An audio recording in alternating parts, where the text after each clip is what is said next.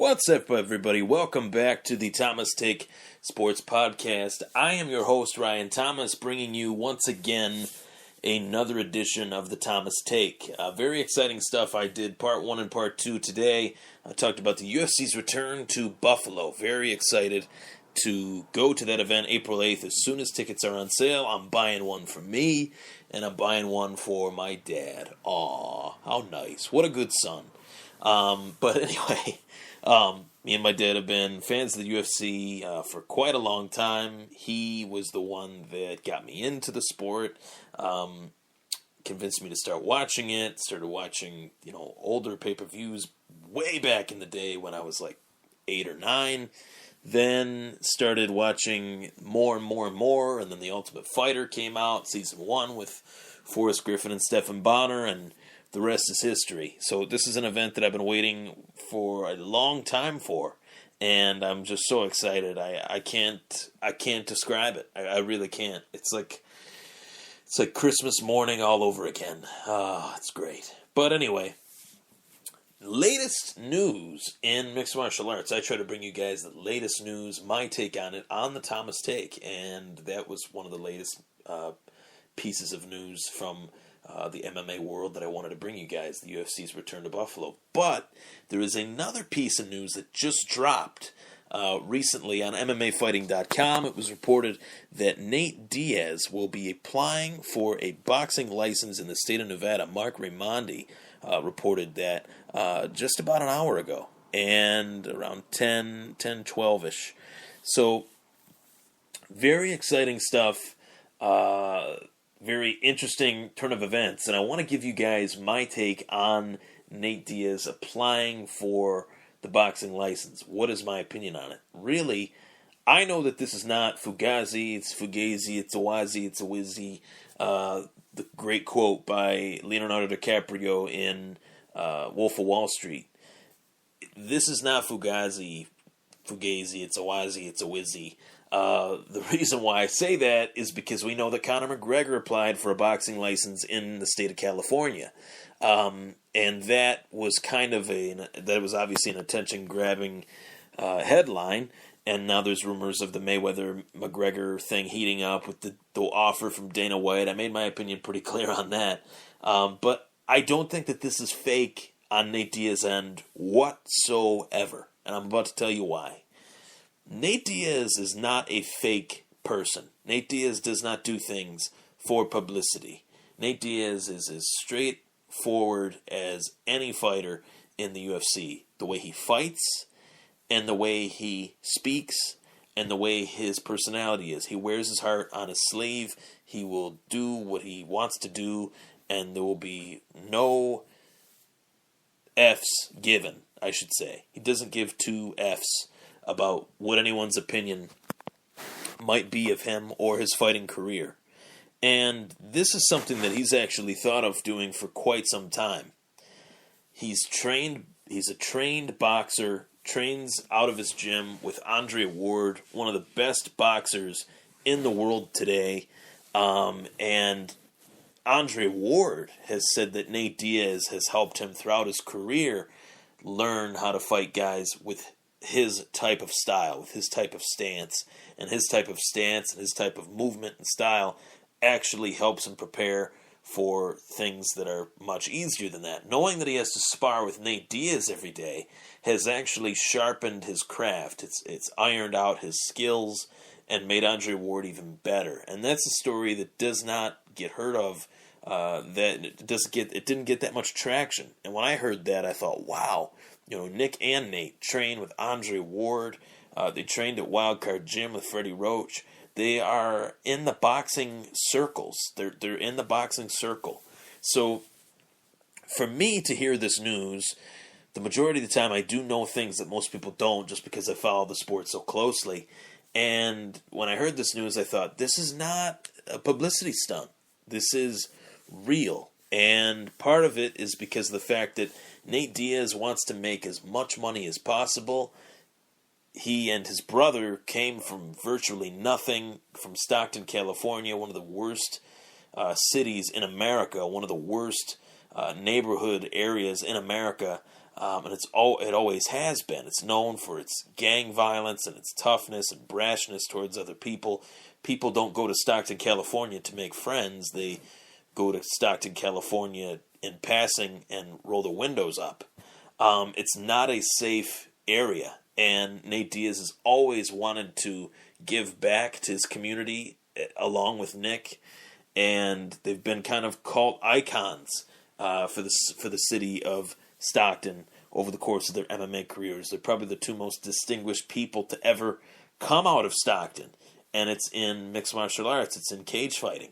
So that says a lot too. Not many people come out of Stockton to be successful, and both Nick and Nate Diaz did. So this is real. This is not fake. You have a guy in Nate Diaz who's been put completely on the back burner by the UFC. He puts up he has the cojones to go out there and fight Conor McGregor on short notice. He had virtually nothing to gain, obviously except a payday. And if he would have lost, he'd get paid. But people would say, oh, he lost to a featherweight and he's a career lightweight. It wouldn't have really got him anywhere, especially losing to a featherweight in a welterweight fight, which he was losing that first round. Then Conor got gassed, and we all know what happened next. Nate Diaz tapped out Conor McGregor. Conor wants a rematch to redeem himself, to restore his reputation, and that fight was a close fight. You ask 10 people who won that fight, 5 would say Nate won, 5 would say Conor won. It was a very close decision. And I thought Conor won. I've always said that. I thought he won 3-2. I'd have to watch the fight again to go over what rounds he won. Obviously, I thought he won I think it was rounds 1, 2, and 5, I believe. Yep, it was round 1, 2, and 5, because Nate really poured it on in the 3rd and 4th round. And not so much in the 4th, but really in the 3rd, he poured it on completely. And it was a really close fight. You ask those same 10 people, the 5 that said Nate won and the 5 that said Conor won, you ask those same 10 people, would you like to see a third? They would all say yes. Every single one. They'd all tell you, yes, I would love to see that fight. And I don't think it's going to happen. Dana White, in his promotional tour for UFC 205, said that it was not going to happen. And that it was tied at 1-1. There wasn't even supposed to be a first one. There wasn't even supposed to be a second one. And he knows that Conor fighting Nate Diaz would take years away off Conor's career, which would shorten the window that Dana White has to use to play with the cash cow, so to speak, the draw of the company, when there are so few in the UFC. From a business perspective, I get it. From a business perspective, I don't get it. Conor McGregor and Nate Diaz 3 for the UFC lightweight strap would be the biggest fight in the history of the UFC. And not only would it be the biggest fight in the history of the UFC beforehand, it would go down in history as the biggest fight in the UFC afterwards. That fight would deliver. It would break every major mixed martial arts pay-per-view record, every UFC mixed martial arts, whatever, MMA or UFC. It would shatter them all. UFC 205 would probably get eaten in the dust left in the dust by the McGregor-Diaz 3 fight. Why isn't it happening? I just told you guys. Dana White knows that if Conor fights Nate Diaz, it takes years away from Conor's career, which in turn takes years away from the UFC from propping Conor McGregor up as the biggest UFC draw. And Nate doesn't care about that. Nate will fight whoever has a pulse. Nate Diaz will fight. And he wants to fight. He wants to get paid. That's the only matchup Nate feels he deserves. It's the only matchup that Nate Diaz wants. And that's the only matchup that Nate Diaz should want. He fought the fight on short notice the first time. Won the fight via finish. He fought the second fight. He lost a decision where 3 judges had to decide whether or not he won or not, and it was very close. He feels as if he wants the third fight. The UFC doesn't want to give it to him. Why should Nate Diaz have to fight anybody else but Conor McGregor? Business-wise, for Nate Diaz, it would make 0 sense for Nate Diaz to take another fight in the UFC because of the fact that if he were to lose, the McGregor-Diaz fight would go up in flames. So This is really Nate Diaz's only option. Nate Diaz's only option is to go to boxing, try and make some money there, try and stay relevant, get some eyes on you from another audience, fight some mid-level competition, see how you fare in a boxing match, which I think he would fare very well, and see what you can make of it. If the UFC is not going to give Nate Diaz the opportunities that he feels he deserves, which I think he deserves as well, as one half of two of the best fights in UFC history, then I would bolt. And that's what we're seeing. That's what he's doing. And meanwhile, Conor McGregor is enjoying his limelight, enjoying the prospects of being the only simultaneous champion in UFC history. And the other half of what made Conor McGregor the star he is today is sitting on the bench and waiting.